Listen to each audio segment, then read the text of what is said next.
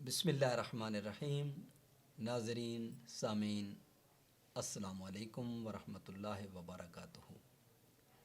جیسا کہ آپ جانتے ہیں کہ امام نووی رحمۃ اللہ تعالیٰ علیہ آپ کی تصنیف لطیف بستان العارفین کی سیریز جاری و ساری ہے، اور آج اس کے 30ویں درس میں 21ویں حدیث پاک آپ کے سامنے پیش کرنے جا رہے ہیں۔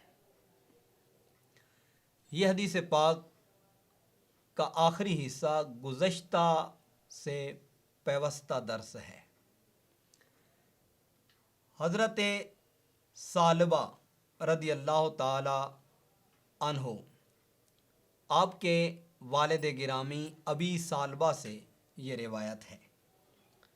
وہ حضور نبی کریم رؤوف رحیم صلی اللہ علیہ وآلہ وسلم سے روایت کرتے ہیں۔ آقا دو عالم صلی اللہ علیہ وآلہ وسلم نے ارشاد فرمایا: ان اللہ تعالی فرض فرائض فلا تضیعوها وحد حدودا فلا تعتدوها۔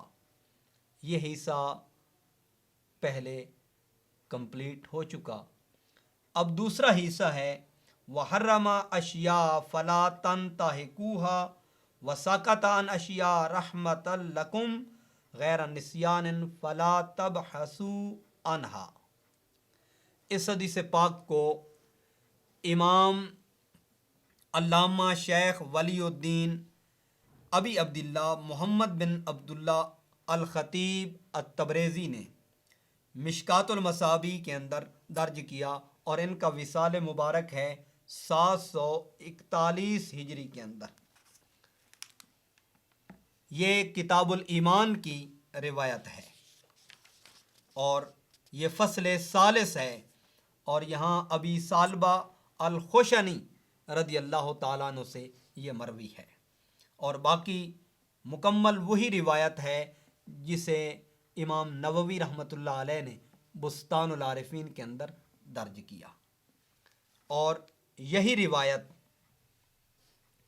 امام دار قطنی نے اپنی سنن دار قطنی کے اندر درج کی ہے، اور اسی روایت کو امام بیہقی رحمۃ اللہ تعالی علیہ نے اپنی السنن الکبریٰ کے اندر درج کیا ہے، اور سنن الکبریٰ کتاب الدہایا کے اندر اس حدیث پاک کو ذکر کیا گیا ہے۔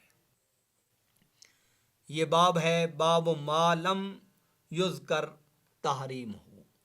اس باب کے عنوان کے تحت اس حدیث پاک کو ذکر کیا گیا، اور یہ حدیث پاک ہے 19725، اور مکمل روایت یہی ہے جسے ابی ثعلبہ رضی اللہ تعالیٰ عنہ الخشنی سے روایت کیا گیا ہے۔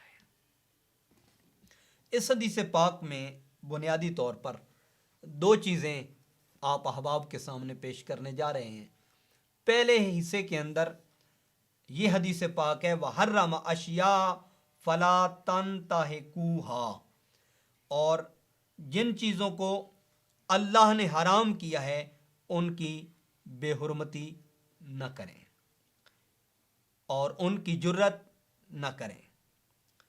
اس حدیث پاک میں کہ جن کو اللہ نے حرام کیا آج ہم ان کو پامال کر دیتے ہیں، ان میں چند چیزیں میں آپ احباب کے سامنے عرض کرنا چاہتا ہوں۔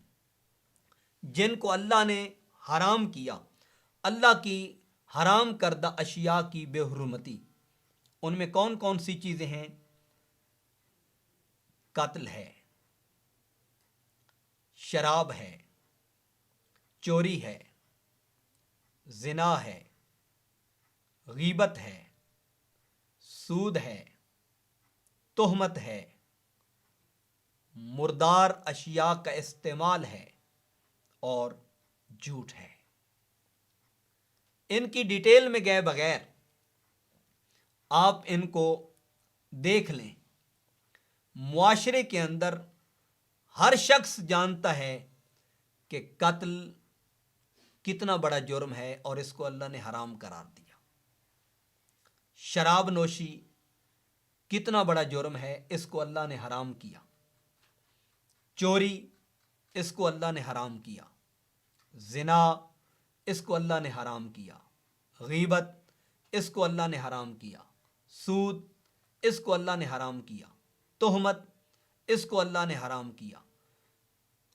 मुर्दार का इस्तेमाल, इसको अल्लाह ने हराम किया।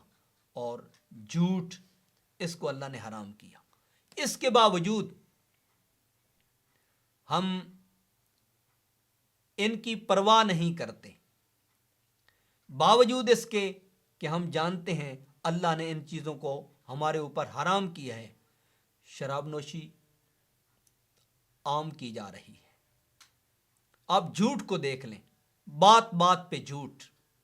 झूठ अब हमारा शियार बन चुका है।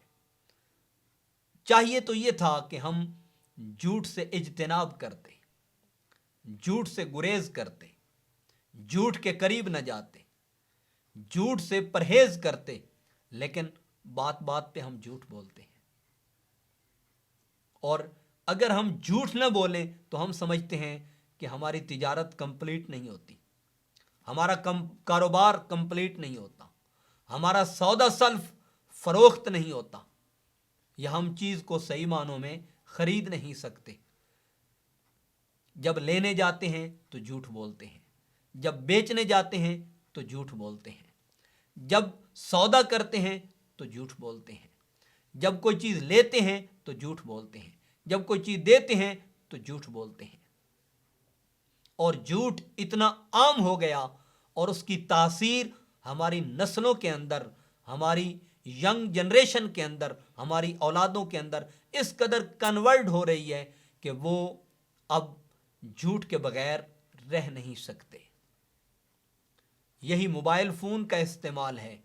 इसमें हम दौरान सफ़र किसी के पास जा रहे होते हैं या किसी के पास से वापस लौट रहे होते हैं तो हम मोबाइल के ऊपर झूठ को कोई तरजीह नहीं देते। यानी झूठ हम इस कदर बेदरेग बोलते हैं कि हम इसे गुनाह तसव्वुर ही नहीं करते, हम इसे गुनाह समझते ही नहीं हैं, हम इसे गुनाहों में शुमार ही नहीं करते। हालांकि कुरान में अगर देखें, अल्लाह ने फरमाया लानतुल्लाह अलल काज़िबीन, झूठों पर अल्लाह की लानत। इसी तरह सूद को देख लें। अब तो सूद की गर्द हर फर्द तक पहुंच चुकी है। पूरे निज़ाम आलम में देखें तो सूद आम हो चुकी है। अब मुसलमान सूद को सूद नहीं समझता, बल्कि वो इसको अपना हक समझता है, इसे रवा समझने लगा। और आप जानते हैं कि हराम चीज़ को हराम जान के उसका इस्तेमाल करना गुनाह कबीरा है, और हराम चीज़ को हलाल जानना ये कुफ्र है। हम सूद को हराम जानने के बावजूद इसको लेते भी हैं, इसको देते भी हैं। रिश्वत को देख लें। हालांकि हुजूर ने फरमाया अर्राशी वल मुर्तशी किलाहुमा फिन्नार, रिश्वत लेने वाला और रिश्वत देने वाला ये दोनों जहन्नमी हैं। लेकिन रिश्वत आम है, सूद आम है। गीबत को देख लें।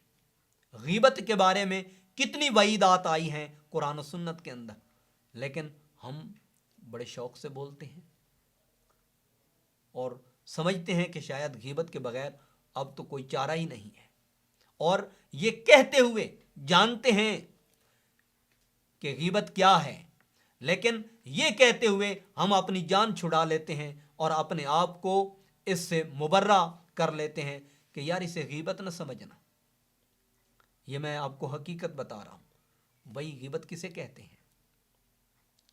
जो बात मुसलमान भाई के अंदर पाई जाती हो और उसके सामने आदमी कहना मुनासिब न समझे और उसकी पीठ के पीछे वो दूसरे को बताए, तो हम उसकी पीठ के पीछे बता रहे होते हैं और फिर कहते हैं इसे गीबत न समझना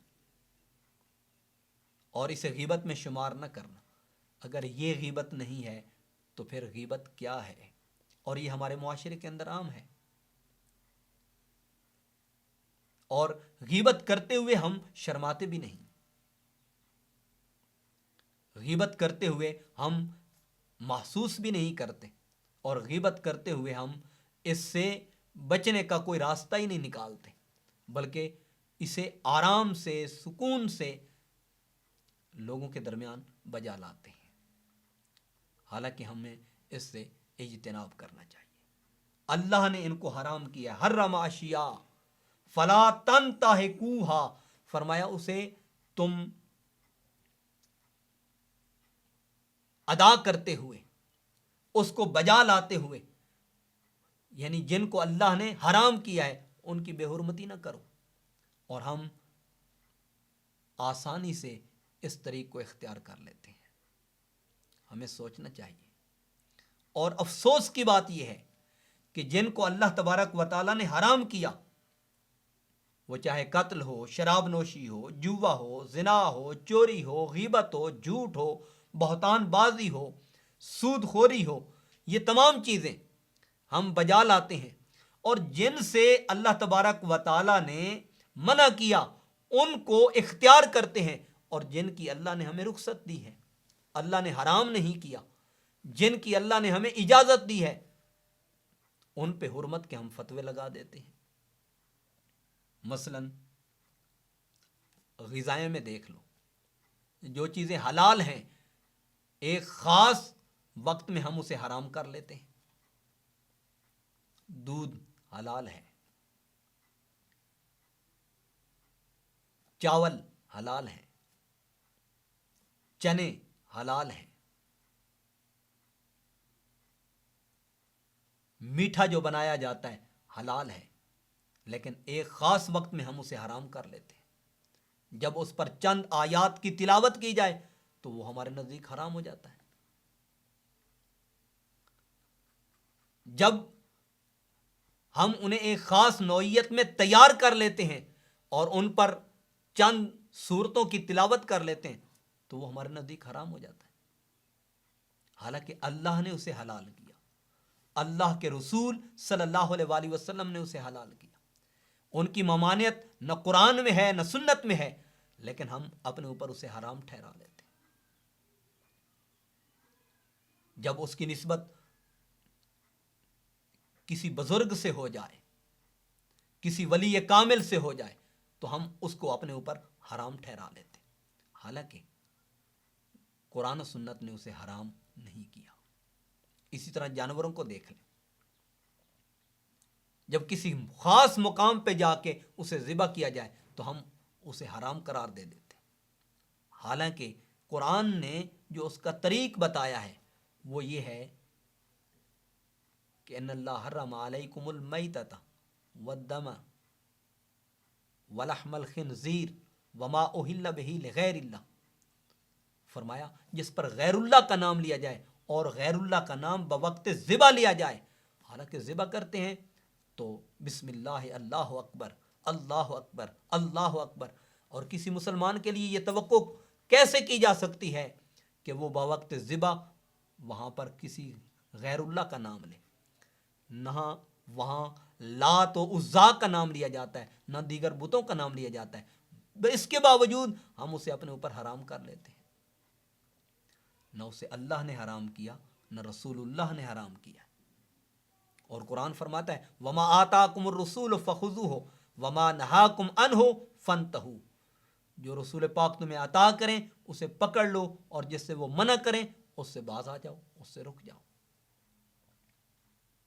اس لیے ہمارے اوپر یہ بات لازم آتی ہے کہ جو اللہ نے ہمارے لیے حلال کیا ہے ہم اس کو حلال جانیں، اور جس کو اللہ نے ہمارے اوپر حرام کیا ہے ہم اس کو حرام جانیں اور ان کی بے حرمتی نہ کریں، حلال کردہ اشیاء کو کبھی بھی حرام نہ ٹھہرائیں۔ تو جانور چاہے وہ گائے ہو، چاہے وہ بھینس ہو، چاہے وہ بکری ہو، چاہے وہ مینڈا ہو، تو ان کو اللہ نے ہمارے اوپر حلال کیا ہے۔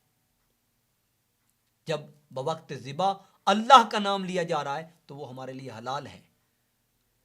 اگر ان کو بنا کے ان پر قرآنی آیات کی تلاوت کر لی جائے تو وہ ہمارے لیے حرام نہیں ہو جاتا بلکہ حلال ہی رہتا ہے، بلکہ ان میں برکت پڑ جاتی ہے۔ حضور علیہ الصلوۃ والسلام نے فرمایا कुल्लु अमरिन ज़ीबालिन लम युब्दा बिस्मिल्लाह फहुव अक़तौ और अजज़म। हुजूर ने फरमाया जिस ज़ीशान काम पर, अच्छे काम पर अल्लाह का नाम न लिया जाए, बिस्मिल्लाह न पढ़ी जाए, तो वो काम बेबरकता और अधूरा रहता है। तो बरकत के हुसूल के लिए कुरानी आयात की तिलावत की जाए तो वो चीज़ हलाल ही रहती है। आयात बय्यनात की तिलावत से वो हराम नहीं हो जाती। वो खाने की अशिया हूँ जिनको अल्लाह ने हलाल किया है, वो पीने की अशिया हूँ जिनको अल्लाह ने हलाल किया है, तो वो आयात बय्यनात की तिलावत से हलाल ही रहती हैं, हराम नहीं होती, बल्कि उनमें बरकत वाक़या हो जाती है। इस तरह इसके दूसरे हिस्से में देखें, हुजूर अलैहिस्सलातु वस्सलाम ने इरशाद फरमाया वसाकता अन अशिया, और अल्लाह ताला ने कुछ चीज़ों से सुकूत को इख्तियार फरमाया है, रहमतल लकुम, और ये अल्लाह ने रहमत के तरीक पर कि तुम पर रहमत हो, गैर निस्यान, ये भूले से इनको तर्क नहीं कर दिया कि उसको याद नहीं रहा इसलिए उसने इन चीज़ों को छोड़ दिया हो। फला तबहसू अनहा, तो आका अलैहिस्सलातु वस्सलाम ने फरमाया उनके बारे में बहस न करो, उनके बारे में बहस मुबासा न करो। आइए इस बात को कुरान करीम से देखते हैं। हमारे सामने सूरत मायदा है और इसकी आयत नंबर 101 है। अल्लाह ताला ने इरशाद फरमाया या अय्युहल्लज़ीना आमनू ला तसअलू अन अशिया इन तुब्दा लकुम तसुकुम, ऐ ईमान वालो ऐसी बातें न पूछो जो तुम पर जाहिर की जाएं तो तुम्हें बुरी लगें। व इन तसअलू अनहा हीना युनज़्ज़लुल कुरआन तुब्दा लकुम, और अगर उन्हें उस वक्त पूछोगे कि कुरान उतर रहा है तो तुम पर जाहिर कर दी जाएंगी। अफ़ल्लाहु अन्हा, अल्लाह उन्हें माफ़ कर चुका है। वल्लाहु गफूरुन हलीम, और अल्लाह बख्शने वाला हिल्म वाला है। इसी आयत की तफसीर में, इसी आयत मुबारक की तफसीर करते हुए अलामा इब्न अजीबा अल हुसैनी रहमतुल्लाह ताला अलैह, जिनकी सन्न वफ़ात 1224 हिजरी है, इसी आयत मुबारक के तहत आप फरमाते हैं या अय्युहल्लज़ीना आमनू ला तसअलू अन अशिया लैसा लकुम फ़ीहा नफ़उन। फरमाया कि अल्लाह तबारक व तआला ने उन चीज़ों के बारे में मना फरमाया है कि ऐ ईमान वालो तुम उन चीज़ों के बारे में सवाल न करो, इन तुब्दा लकुम तसुकुम, अगर तुम्हारे लिए जाहिर कर दी जाएं तो तुम्हें बुरा लगे। फरमाया लैसा लकुम फ़ीहा नफ़उन, उसमें तुम्हारे लिए कोई नफ़ा नहीं है, उसमें तुम्हारे लिए नफ़ा नहीं है। और इसके शान नुज़ूल में बहुत सी रिवायात ज़िक्र की गई हैं, मैं आपके सामने एक दो चीज़ें ज़िक्र कर देता हूँ। मसलन हुजूर नबी करीम रऊफ़ रहीम सल्लल्लाहु अलैहि वसल्लम के सामने एक ऊँटनी के बारे में सवाल किया गया और एक सफ़र के बारे में सवाल किया गया, तो हुजूर अलैहिस्सलातु वस्सलाम उसमें गज़बनाक हुए और आप मिंबर पे जलवागर हुए। हुजूर ने फरमाया ला तसअलूनी अल यौम अन शैन इल्ला अख़बरतुकुम बिही, आज के दिन तुम जो भी सवाल करोगे मैं उसका तुम्हें जवाब ज़रूर दूंगा। फ़काम रजुलन फ़काल ऐना आना, एक शख्स खड़ा हुआ, उसने कहा मेरा ठिकाना कहाँ होगा? हुजूर ने फरमाया फिन्नार, आग में तेरा ठिकाना होगा। वकाम अब्दुल्ला बिन हुज़ाफ़ा, हज़रत अब्दुल्ला बिन हुज़ाफ़ा खड़े हुए, उन्होंने अर्ज़ किया या रसूलुल्लाह सल्लल्लाहु अलैहि वसल्लम मन अबी, मेरा बाप कौन है? क्योंकि उनके बारे में उन्हें तानो तशनी किया जाता था। तो आका अलैहिस्सलातु वस्सलाम ने फरमाया फ़काल अबू का हुज़ाफ़ा, तेरा बाप हुज़ाफ़ा है। फिर एक और खड़ा हुआ, उसने अर्ज़ की मेरा बाप कौन है? तो हुज़ूर ने फरमाया अबू का सालम मौला शैबा था, कि तेरा बाप सालम है जो शैबा के आज़ाद करदा ग़ुलाम है। तो हज़रत उमर फ़ारूक रदी अल्लाह ताला अन्हु फ़काम उमर इब्नुल ख़त्ताब, हज़रत عمر بن خطاب رضی اللہ تعالیٰ عنہ کھڑے ہوئے اور اپنے آقا علیہ الصلوۃ والسلام کی بارگاہ میں عرض کی، ردینا باللہ ربن و بالاسلام دینا و بمحمد نبیا نعوذ باللہ من الفتن۔ تو انہوں نے عرض کی ہم اللہ کے رب ہونے پہ راضی ہیں، اسلام کے دین ہونے پہ راضی ہیں، اور محمد صلی اللہ علیہ وسلم کے نبی ہونے پہ راضی ہیں۔ اور دوسری روایت میں اس کا شان نزول یہ بیان کیا گیا، آقا علیہ الصلوۃ والسلام نے خطبہ ارشاد فرمایا جس میں حضور نے حج کی ترغیب دی۔ تو ایک شخص نے عرض کی، فقالوا یا رسول اللہ صلی اللہ علیہ وسلم، چند احباب نے حضور کی بارگاہ میں عرض کی، افی کل عام، کیا ہر سال حج فرض ہے؟ حضور خاموش رہے۔ انہوں نے اس کا اعادہ کیا، تکرار کیا، تو آقا علیہ الصلوۃ والسلام نے فرمایا لا، نہیں، ہر سال حج فرض نہیں۔ حضور نے فرمایا لو قلت نعم لواجبت، اگر میں کہہ دیتا کہ ہر سال حج فرض ہے تو وہ تمہارے اوپر واجب ہو جاتا۔ لو وجبت لم تطیقوہ، اگر واجب ہو جاتا تو تم اس کی طاقت اور ہمت نہ رکھتے۔ تو پھر حضور علیہ الصلوۃ والسلام نے ایک اصول وضع کر دیا، فرمایا ولو ترکتموہ لہلکتم، اگر تم اسے چھوڑ دیتے تم ہلاک ہو جاتے۔ حضور نے فرمایا فَتْرُکُونِی مَا تَرَکْتُکُم، اس بارے میں مجھے چھوڑ دیا کرو جس بارے میں میں تمہیں بتلاؤں نہیں، جو بتلاؤں اسے اختیار کیا کرو، اور جس کو میں ترک کر دوں اسے تم بھی چھوڑ دیا کرو۔ وہ اگر تمہارے اوپر لازم ہو جائے تو تم اس کی طاقت نہیں رکھو گے، تم اس کی استطاعت نہیں رکھو گے، تم اس کی ہمت نہیں رکھو گے۔ اب اس سے جو چیز لازم آتی ہے نتیجہ کے طور پر، وہ دو چیزیں ہیں۔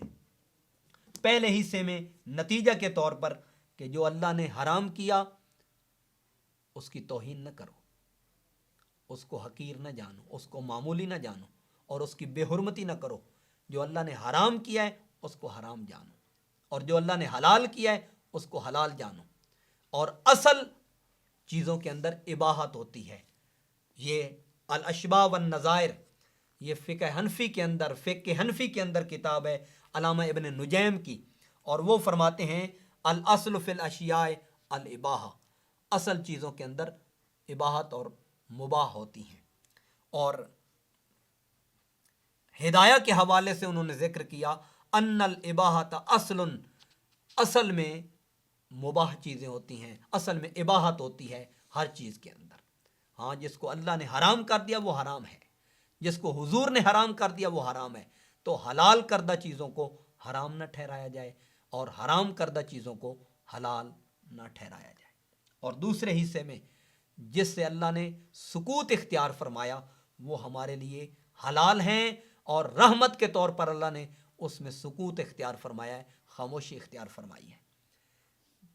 اللہ تبارک و تعالیٰ نے اسے چھوڑا ہے تو رحمت کے طریق پر، بھول کے طریق پر نہیں۔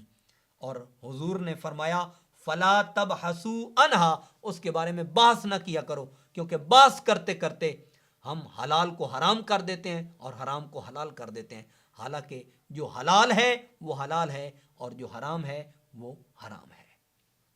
بحث مباحثہ میں نہ پڑا جائے، بحث و تکرار میں نہ جایا جائے، بلکہ اللہ اور اس کے رسول کے احکام کو اختیار کیا جائے۔ بہت شکریہ۔